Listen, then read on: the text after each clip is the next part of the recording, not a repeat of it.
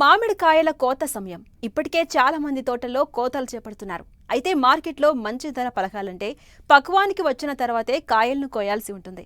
అసలు మామిడికాయలు పక్వానికి వచ్చింది ఎలా తెలుసుకోవాలో రైతులకు తెలియజేస్తున్నారు ఉద్యాన అధికారి ఆశీష్.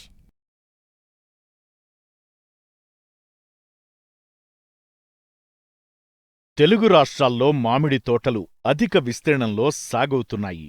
ఆంధ్రప్రదేశ్లో దాదాపు అన్ని జిల్లాల్లోనూ మామిడి సాగవుతుండగా తెలంగాణలో అత్యధికంగా ఉమ్మడి ఖమ్మం, నల్గొండ, కరీంనగర్, వరంగల్, మహబూబ్ నగర్, మెదక్ జిల్లాల్లో దాదాపు 4 లక్షల ఎకరాల్లో సాగవుతోంది. ప్రస్తుతం అన్ని తోటల్లోనూ మామిడికాయ కోత దశలో ఉన్నాయి. కాయ కోత అనేది ఏప్రిల్ నెల నుంచి జూన్ వరకు కొనసాగుతుంది. మే నెలలో ఎక్కువ కోతలు జరుగుతాయి. మామిడి కోత సమయంలో తీసుకునే జాగ్రత్తలను బట్టి కాయ నాణ్యత, కాయ రుచి ఆధారపడి ఉంటుంది. సరైన పక్వదశలో కాయలు కోయకపోతే దాదాపు 30 నుండి 40% కాయలు పాడవుతున్నాయి. ఒక్కసారి చెట్టు నుంచి కాయను కోసిన తరువాత దాని నాణ్యతను పెంపొందించడం కష్టం. కాయ పరిపక్వ దశకు చేరకముందే కాయను కోస్తే పండుగా మారక కుళ్ళిపోయే అవకాశముంది. పిందె పడిన 100 నుంచి 110 రోజుల్లో కాయను కోస్తే నాణ్యతే కాకుండా మార్కెట్లో మంచి ధర పలుకుతుందంటూ మామిడి కోతలు మార్కెట్ చేసుకునే సమయంలో తీసుకోవాల్సిన జాగ్రత్తల గురించి రైతులకు తెలియజేస్తున్నారు ఉద్యాన శాఖ అధికారి ఆశీష్. మెచ్యూరిటీ ఇండెక్సెస్ అంటే కాయ పక్వానికి వచ్చిందా లేదా అనేది తెలుసుకోవడము ముఖ్యమైన విషయం. దీంట్లో లెంటిసెల్స్ అని ఉంటాయి, అంటే వాయురంధ్రాలు అని చెప్పేసి ఉంటాయి. ఈ వాయురంధ్రాలు అనేది రెస్పిరేషన్ చేస్తాయి, అంటే శ్వాస తీసుకుంటాయి. ఈ తెంపే క్రమంలో ఏమవుతుందంటే ముఖ్యంగా ఈ లెంటిసెల్స్ మెచ్యూర్ అయినా లేవో చూసుకోవాలి. అంటే మచ్చల్లాగా కనిపిస్తాయి, తెల్ల తెల్ల మచ్చల్లాగా స్టార్టింగ్లో కనిపిస్తాయి. అవి ముదిరిన తర్వాత చిన్న నల్ల మచ్చల్లాగా, ఎర్రటి మచ్చలు లేదా నల్ల మచ్చలా కనిపిస్తాయి. అది ఒక ఇండికేషన్ మనకు కాయ మెచ్యూర్ అయిందని చెప్పేసి, అంటే పక్వానికి వచ్చి తెంపడానికి రెడీ ఉందని చెప్పేసి మనం ఒక ఇండికేషన్ పెట్టుకోవచ్చు. వేరే కండిషన్లో వచ్చేసరికేమో కాయ అంటే ఫ్రూట్ పైన వచ్చేసరికేమో ఎర్రగా మారుతుంది.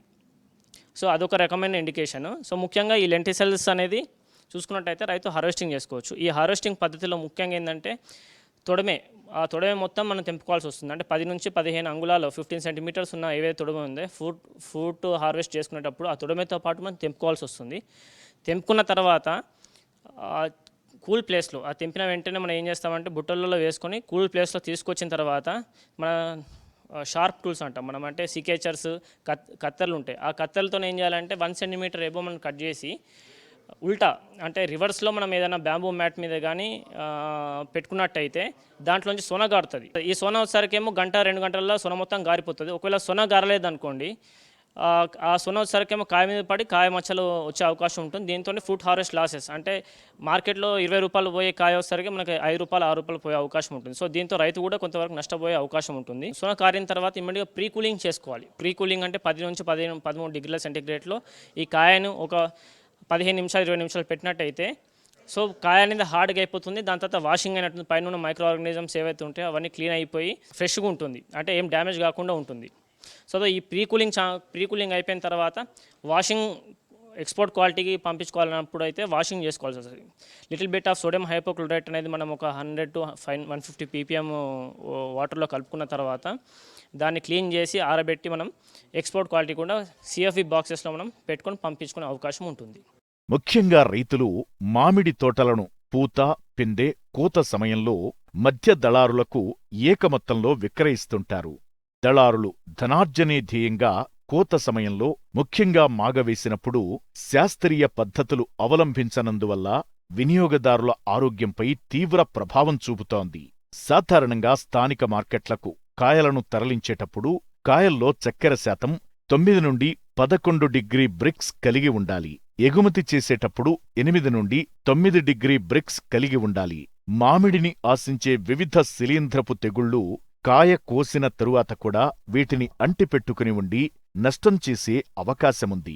అందువల్ల కాయలను తొడిమలతో సహా కోసిన తరువాత ప్రత్యేకంగా ఏర్పాటు చేసిన వెదురు బొంగుల మంచెలపై సొన పోయే విధంగా జాగ్రత్త వహించాలి. మామిడికాయలను కార్బైడ్ వాడి మగ్గపెట్టడం నిషిద్ధం.